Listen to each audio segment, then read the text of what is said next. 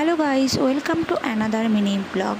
এত ট্রাফিকের মধ্যেও শেষ পর্যন্ত আমরা পৌঁছে গেছি এয়ারপোর্টে। মুম্বাইয়ের এয়ারপোর্টের টার্মিনাল 1টা যে এতটা সুন্দর আমি জানতাম, বাট আমি একদম ভোর রাত্রে এসেছিলাম লাস্টবার। বাট এইবারে দেখে এত সুন্দর লাইটগুলো দেখে খুব ভালো লেগেছে।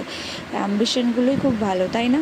তো আমরা ওলা থেকে তাড়াতাড়ি নেমে পড়লাম। নেমে আমরা গেলাম প্রথমে ব্যাগের চেকিং করতে, কারণ আমাদের ব্যাগগুলো দেখে মনে হয়েছিল ব্যাগগুলো খুবই ভারী হবে, ফাইনও বসতে পারে। খুব টেনশনে আমরা এয়ারপোর্টে ঢুকেছি। তারপরে চেকিংয়ের জন্য আমরা চলে গেলাম।